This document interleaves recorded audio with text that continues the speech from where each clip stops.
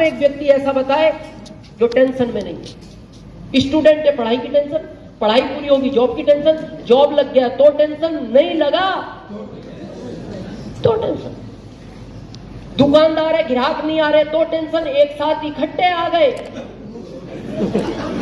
तो टेंशन, किसान है, बारिश नहीं हुई तो टेंशन, इकट्ठी हो गई तो टेंशन। आप बताओ कौन है दुनिया में ऐसा व्यक्ति इन टेक्निकल को छोड़ के? सिर्फ एक टेक्निकल अचीवर ऐसा है जो टेंशन में नहीं है, घोड़े बेच के सोता है। आपके देवघर में सोने के पहले रात को ताला लगाते हैं? घर में लगाते हैं? क्यों? चोरी ना हो जाए, इसीलिए ताला लगाते हैं। ये टेक्निकल अचीवर नहीं लगाते ताला घर का, याद आ गया तो लगा देते हैं, ज्यादा सीरियस नहीं है। क्यों नहीं लगाते? इनको पता है क्या ले जाएगा चोर, और ले भी गया तो अगले महीने आरसीएम से फिर आ जाएगा।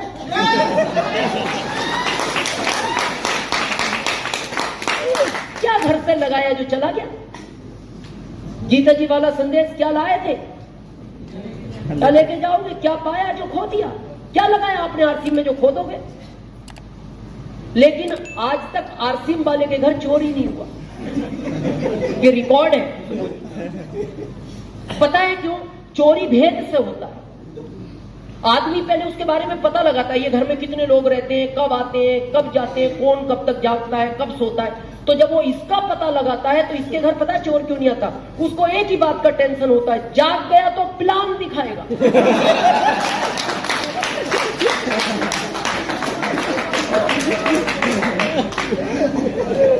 बोले जब ये बाहर वालों को नहीं छोड़ता, ये घर में आए हुए को छोड़ देगा। तो जीना चाहते हो ऐसी life, tension free life, money freedom, time freedom चाहते हो? क्या करना है? पहला, जितने भी लोगों को आप फरवरी में भीलवाड़ा दिखा सकते हो, जितनी संख्या आप ज्यादा कर सकते हो, उतनी ज्यादा अच्छी लाइफ आरसीएम में टेक्निकल की जी सकते हो, बहुत जल्दी जी सकते हो। दिखाना क्यों? आप कहोगे सर मीटिंग सुन ली ना, देखने और सुनने में धरती आसमान का अंतर है। आपने कभी 5-7 साल पहले, या रोज पेपरों में पढ़ते हो, एक बस आ रही थी, एक इधर से कार आ रही थी, दोनों आपस में टकराए और उसमें 5 लोग ऑन द स्पॉट खत्म हो गए और खिड़की काट काट के उन लोगों को निकाला गया। ऐसा पढ़ते हो कई बार? 5 साल पहले जो घटना पड़ी थी याद है आप? नहीं। क्यों पढ़ी थी? पर आप किसी चौराहे पे जाओ और आपके सामने बस आए, भगवान ना करे कोई कार उससे टकराए, 5 लोग ऑन द स्पॉट मर जाएं, चिल्ला रहे हैं, आप खिड़कियां तोड़ रहे हो, निकाल रहे हो, उस घटना को आप जिंदगी भर नहीं भूल सकते।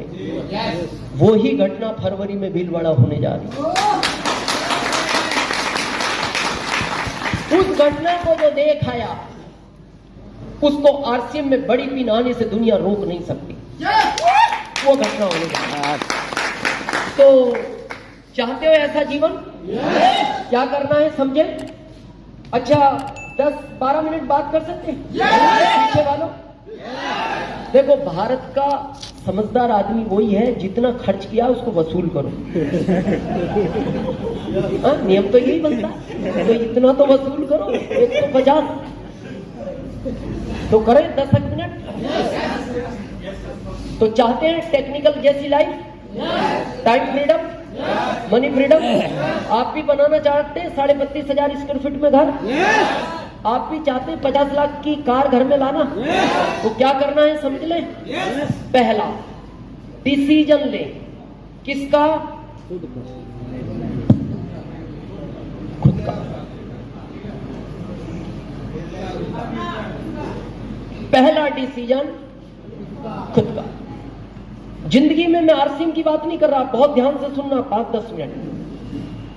जब भी कोई काम स्टार्ट करो दुनिया का, आरसीएम नहीं, अकेले रूम में बैठ के दिल को पूछो, जो काम मैं करना जा रहा हूं इससे मेरा फायदा है या नहीं। दूसरा पूछो, जिस काम को मैं करने जा रहा हूं इसकी वजह से लोगों का फायदा है या नहीं। दिल कहे काम में तेरे को फायदा है, लोगों का नुकसान है, उस काम को कभी मत करना। दिल कहे तेरा कुछ नहीं मिलेगा, लोगों को फायदा है, तो भी करने का क्या मतलब है जब आपको नहीं मिलेगा। लेकिन दिल कहे तेरा फायदा है, तेरे से ज्यादा लोगों का फायदा है, उस काम को दुनिया मना करे, कभी रोकना मत, लेकिन डिसीजन खुद का। हम क्या करते हैं, बाहर जाके पूछते। मैं कॉमन सेंस की बात पूछता हूं, आपको बहुत बड़ा डॉक्टर बनना हो तो आपको टीचर से मिलना चाहिए कि मैं डॉक्टर बनना चाहता हूं, आप मेरे को राय दो। किससे मिलना चाहिए? डॉक्टर। ये जानते हो इतनी बात? सभी जानते हो? आपको टीचर बनना हो तो किससे मिलना चाहिए? टीचर से। टीचर। जानते हो ना इतनी बात? अब आरसीएम में अमीर बनना है तो किससे मिलना चाहिए? ये अगली रो में जितने अमीर लोग बैठे,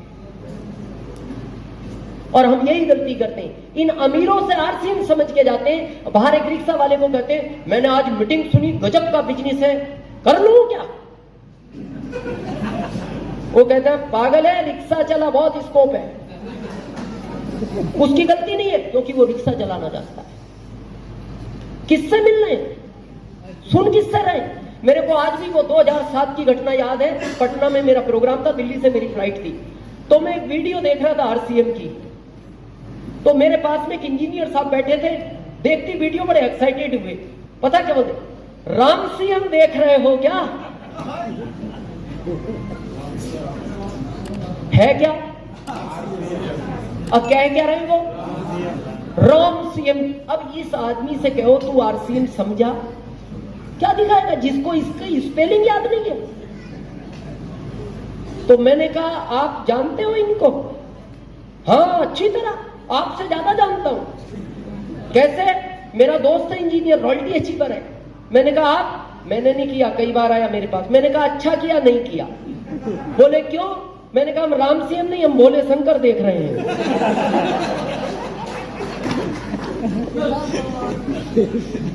किससे मिल रहे हैं? ये बात पता है मैं क्यों कह रहा हूं? हम ज्यादातर अपने मिलने वालों से राय लेते। मैंने ली, मैं प्रैक्टिकल बात करता हूं हमेशा। सबसे पहला फोन मैंने मेरी मां को लगाया। मां मेरी यूपी, मैं एमपी। मैंने मेरी मां को कहा मां मैं जॉब छोड़ रहा हूं। क्या रिएक्शन होगा मां? पागल हो गया तू? तेरे को जॉब के लिए भेजा और जॉब छोड़ रहा है? मां मैं एक बिजनेस चालू कर रहा हूं। मां का अगला रिएक्शन, पैसे कहां से आए तेरे पास बिजनेस के लिए? कोई ना कोई गलत काम करने लगा आजकल तू। नहीं मां, एक ऐसा बिजनेस है जिसमें पैसा नहीं लगाना, बहुत पैसा आएगा। हमें तुम्हें नहीं, पड़ोसियों को आएगा, गांव को आएगा, समाज को आएगा, देश को आएगा, जिंदगी बदल जाएगी सबकी। अगला रिएक्शन, बेटा कैसी बहकी बहकी बातें करता है तू? तेरे को किसी ने जादू टोना करा दिया बेटा। मैं तेरे छोटे भाई को भेजती हूं, तेरे को लेकर आएगा, तेरा इलाज कराएंगे, ठीक हो जाएगा तो वापस छोड़ेंगे, नहीं तू हमारे साथ गांव में रह। ओके मां। अगला फोन लगाया मैंने मेरे छोटे भाई को जो दिल्ली रेलवे पुलिस में, और हमारे परिवार में सबसे पढ़ा लिखा वही है। मैंने उसको कहा भाई कब तक स्टेशन पे डंडा लेके घूमता रहेगा? ये जिंदगी है तेरी? अरे ताल कटोरा स्टेडियम में जा, एक प्रोग्राम हो रहा है, जिंदगी बदल जाएगी तेरी, मेरी, गांव की, समाज की, देश की। तो उसका जवाब था भाई साहब आपकी कोई गलती नहीं है, कम पढ़े लिखे लोग ऐसा ही करते हैं। ये सगे भाई का रिएक्शन है। अब तीसरा फोन किसको लगाएं? तो मैं आपसे पूछना चाहता हूं, आरसीएम के प्लेटफॉर्म से अलग हटके, आपको कोई फैक्ट्री खोलनी हो, कोई बड़ा काम करना हो, किससे राय लेते हो? ज्यादा पैसे वाला, जो आपकी रिश्तेदारी में सबसे सक्सेस आदमी है। आप पूछते हो इनको अनुभव ज्यादा होगा सक्सेस में, इनसे पूछ लो मैं ये काम करूं या ना करूं। तो मैंने तीसरा फोन लगाया मेरे फूफा जी को, जो पुलिस में लगे डीआईजी रैंक से रिटायर्ड हुए लखनऊ से, और हमारे रिश्तेदारियों में सबसे सक्सेसफुल माना जाता था उनको। उनके दो बेटे हैं, दोनों अमेरिका में, एक डॉक्टर एक इंजीनियर। तो जब मैंने उनको फोन किया, मैंने कहा फूफा जी एक ऐसा काम मैंने सोचा है, मैं करने जा रहा हूं। तो उन्होंने मेरे को पुलिस स्टाइल में बात की। यू नो पुलिस स्टाइल, वो भी यूपी का, पुलिस वाला भी कहां का, पुलिस स्टाइल समझते हो नहीं? पुलिस स्टाइल का मतलब है जो गालियां आज तक आपने नहीं सुनी वो उनको याद होती है। मतलब अगर अच्छा आपको तो अनुभव होगा, परिवार में कई हैं, सुबोध जी के तो ब्रदर हैं पुलिस में, डीएसपी हैं शायद, एक और भी दरोगा जी भी हैं। मतलब हम ये कह सकते हैं गालियों का अपर वर्जन जो उनको पता होता है। तो उन्होंने 3 मिनट तक वो सुनाई मेरे को, क्या अपर वर्जन। अब क्या क्या सुनाया ये तो मैं इसलिए नहीं बताऊंगा, ये महिलाएं बैठी हैं, पर एक लाइन में मैं बताऊं, उससे आप समझ जाओगे क्या सुनाया होगा। 3 मिनट तक मैंने उनसे फोन पे बात की और 3 मिनट के बाद से मेरा ये वाला कान कम सुनता है।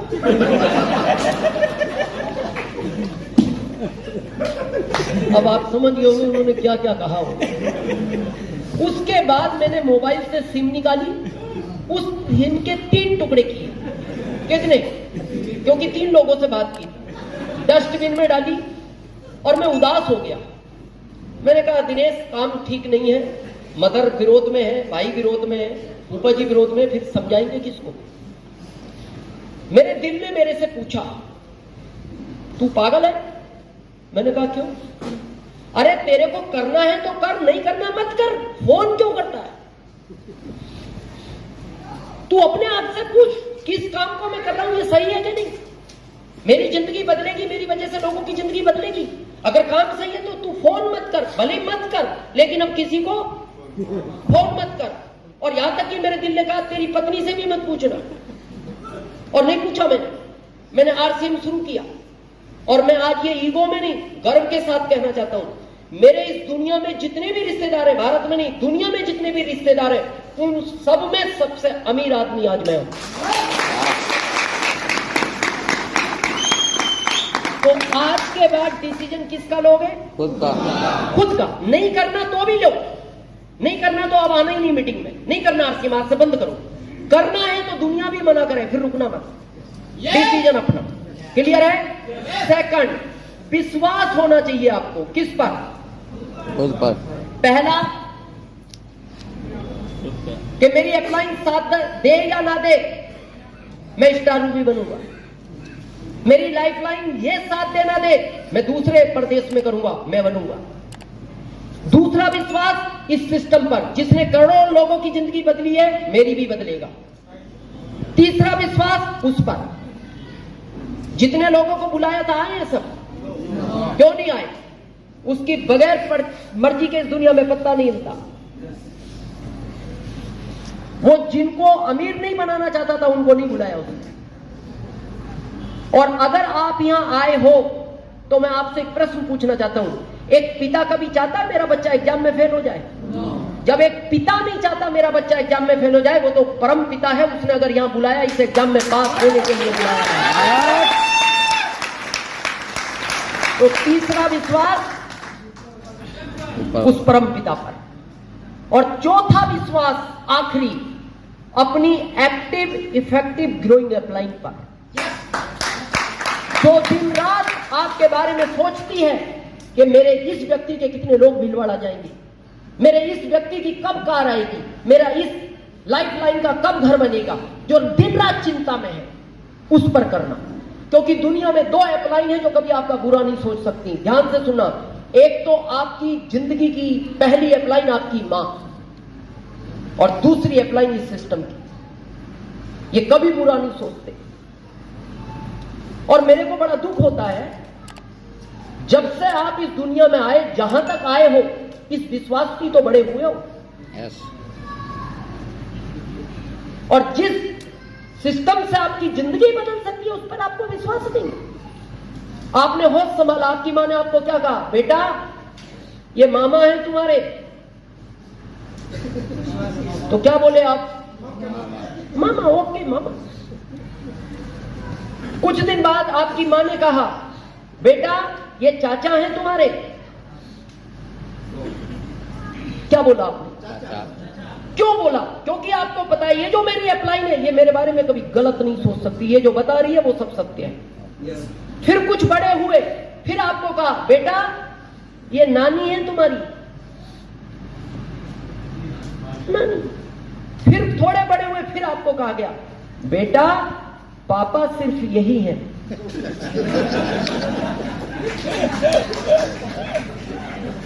हाँ, ताकि कंफ्यूजन ना रहे। अब मैं आपसे पूछना चाहता हूं, आपने कभी अपनी मां से कहा मां मेरे को थोड़ा सा डाउट हो रहा है? कहा कभी? क्यों नहीं कहा? क्योंकि आपको पता है ये मेरी जो अपलाइन है ये मेरा कभी बुरा नहीं सोच सकती।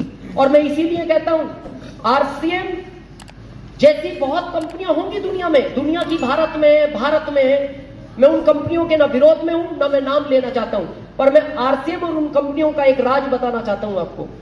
आरसीएम में जब तक आप अपनी टीम के 10 लोगों का घर बनवाओगे नहीं, आपका बनेगा नहीं।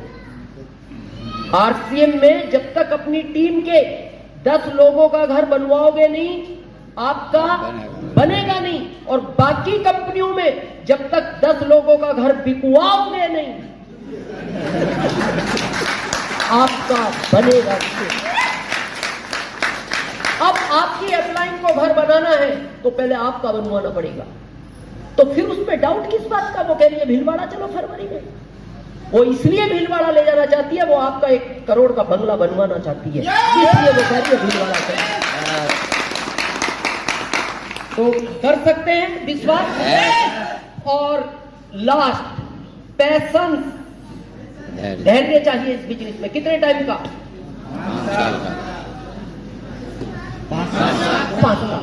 क्यों चाहिए? प्राकृतिक से सीखो। जब आप एक बीज बोते हो, अंकुरित होता है, पौधा बनता है, टहनियां आती हैं, पत्ते आते हैं, फूल आते हैं, फल आता है। ऐसा कोई सिस्टम है बीज बो खींच के फल निकाल दो?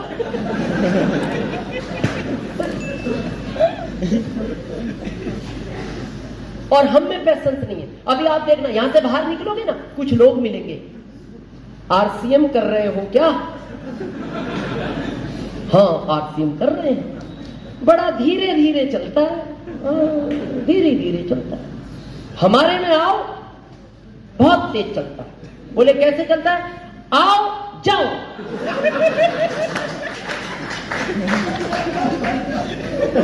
बोले जाओ कहां? आओ और जाओ, और कहां जाओ? जाओ। ये हाइब्रिड पौधा है, ये नेचुरल पौधा है। यहाँ बुजुर्ग बैठे हैं, आज के 30 साल पहले किसी ने सुना कोई हाइब्रिड पौधा भी होता है? और आज एक आम वो है जो 5 साल में बड़ा होता है, और एक आम आज वो आने लगे जो इतने बड़े पे फल आ जाते हैं, वो हाइब्रिड है। और लोग पूछते हैं अरे यार इतने पेड़ पे आम आ गए? हाँ आ गए, ये हाइब्रिड है। कब तक आएंगे? बोले ये गारंटी नहीं है, जब तक आ रहे खा ले। ये जैसे जल्दी बड़ा हुआ है वैसे ये खत्म हो जाएगा। ये नेचुरल पौधा है, इसको दुनिया का तूफान नहीं हिला सकता।